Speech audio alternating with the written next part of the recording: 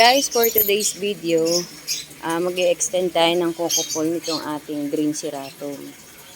Kasi nakakahinayang siyang ikat. So, ang plano ko na lang is tugtungan ng kanyang coco pole. Kasi ayun yung aerial roots niya. Oh. And then, ito ang napili kong idudugtong. Ayan, start na ako.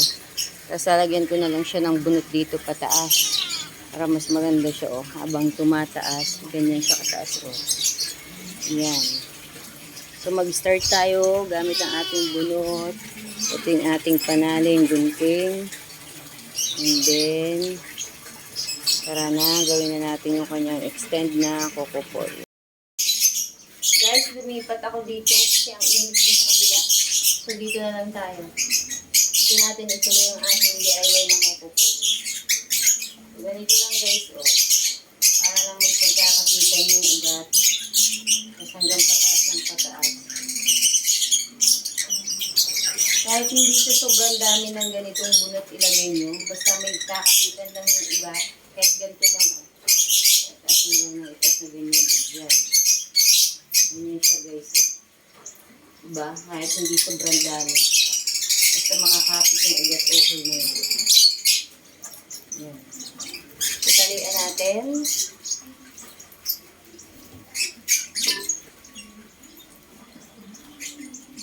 Guys, DIY din. Ito yung pinagtanggalan ng sa face mask. Maganda siyang pantali kasi bumabanat. Ayun.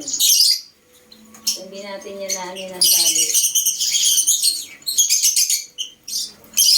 Nakaunting tali lang. Basta may tali lang para makakapit lang yung bulot sa dito.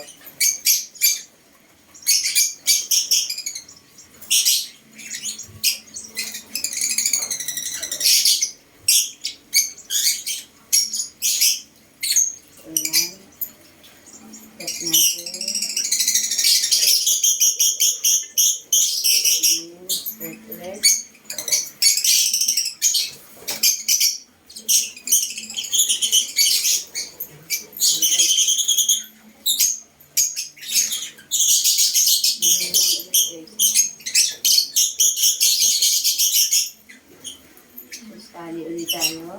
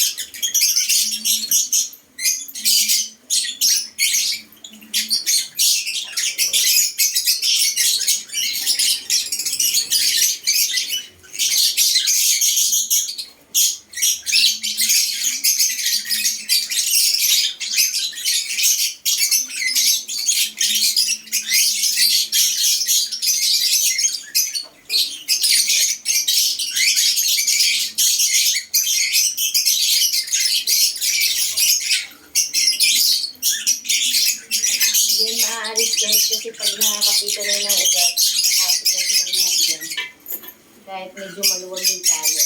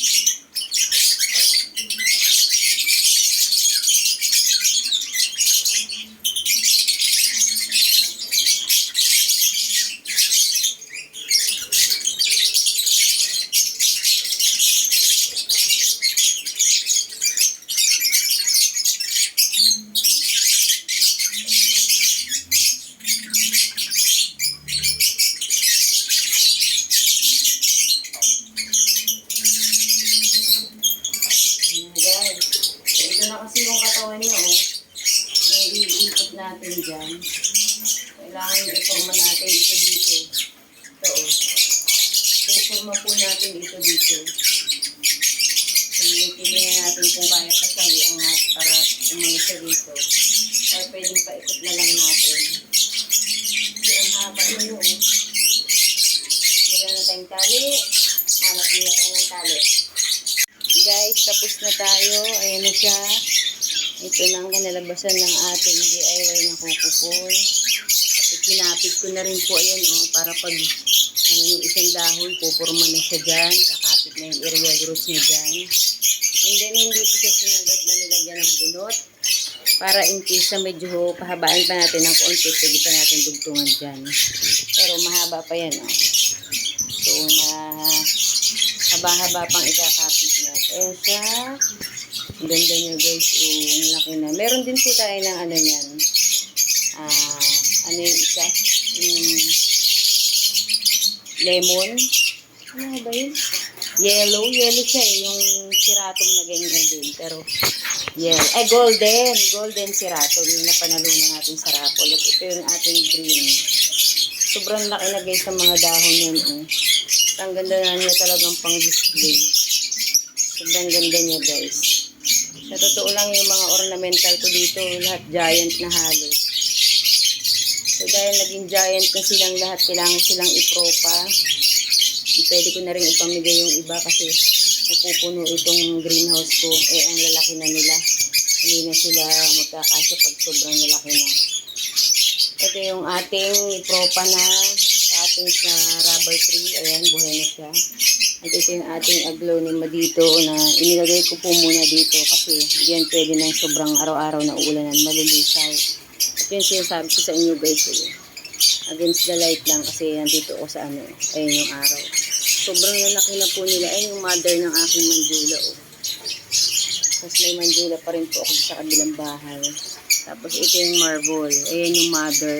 Tapos, hindi siya mother. Actually, siya yung kinat ko doon sa mother na yung mother niyan ay sobrang giant na rin. Tingnan mo ang mga katawan guys.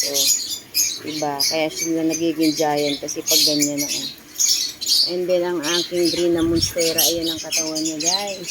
Tingnan niyo kung gaano kalaki. At yung ugat niya, hindi ko na alam kung saan nagpuntahan. At ayan ang dahon niya na sobrang laki yung bagong dahon. Dito sa harap guys, tingnan niyo. Ito ang tsura niya. Ayun siya